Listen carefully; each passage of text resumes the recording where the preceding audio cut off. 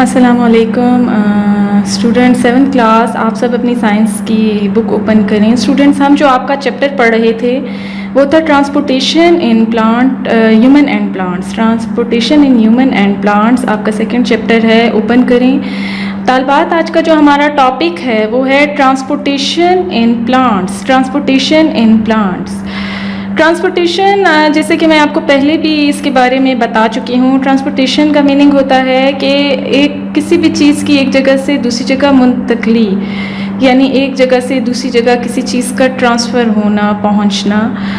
तो सबसे पहले यहाँ पर आपको ये प्रोसेस है कि प्लांट में ट्रांसपोर्टेशन कैसे होती है। Transportation is the system of transport of water and nutrients from root to leaf. ये एक सिस्टम है जिसके ज़रिए क्या होता है कि ट्रांसपोर्ट होता है वाटर और वो जो न्यूट्रिएंट्स जो कि आपकी सॉइल में प्रेजेंट होते हैं वो रूट के थ्रू आपके पत्तों तक पहुंचते हैं।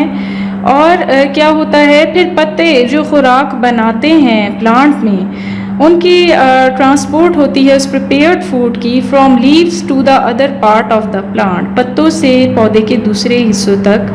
इस अमल को हम क्या बोलते हैं, ट्रांसपोर्टेशन।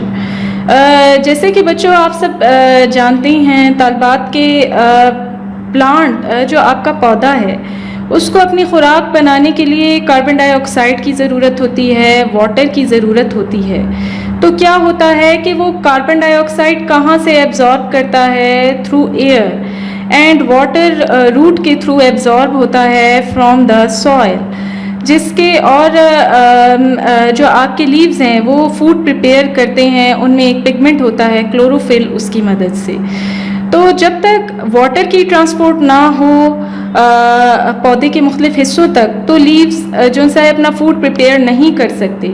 और इसी तरह जो फूड है, प्रिपेयर्ड फूड, वो पौधे के दूसरे हिस्सों तक नहीं पहुंच सकता अगर ट्रांसपोर्ट का अमल ना हो प्लांट में। ठीक है, तो ये जो प्रोसेस है ट्रांसपोर्टेशन का, ये होता है किसके थ्रू होता है, वेस्कुलर बंडल के through. The process of transportation take place through vascular bundle. हमारे पास 2 टाइप के वेस्कुलर बंडल्स हैं, कौन कौन से, xylem and phloem. Xylem is a special kind of tissues, ये टिश्यू होते हैं प्लांट में मौजूद होते हैं, that transport water and nutrient from root to leaves. ये वो टिश्यूज़ हैं जो वाटर और न्यूट्रिएंट्स को एब्जॉर्ब करते हैं रूट के ज़रिए और कहाँ पहुँचाते हैं, लीव्स, पत्तों में। और phloem tissues type of tissues है ये जो ट्रांसपोर्ट करती है प्रिपेयर्ड फूड, तैयारशुदा खुराक को from leaves to the other part of the plant.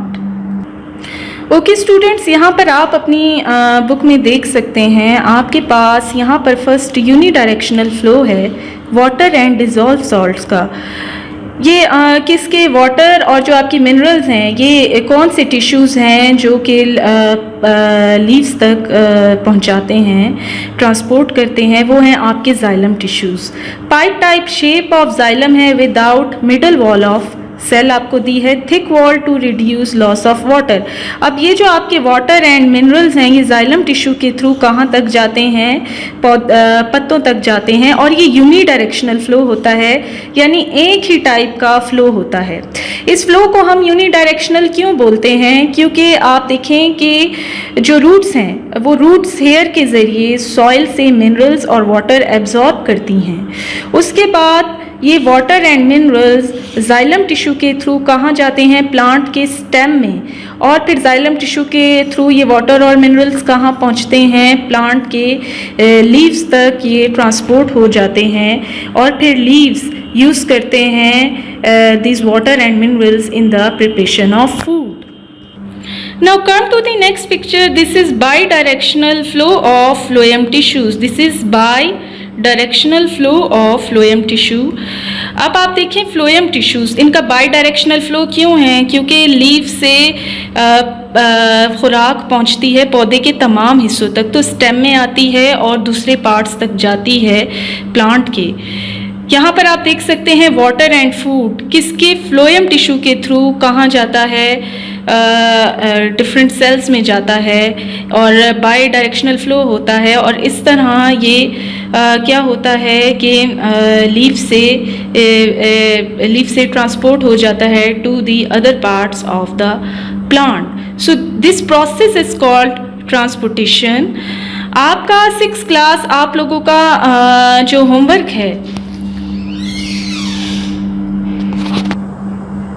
वो है right a note on transportation in plants. अगले लेक्चर के लिए मुलाकात होगी, तब तक के लिए अल्लाह हाफिज।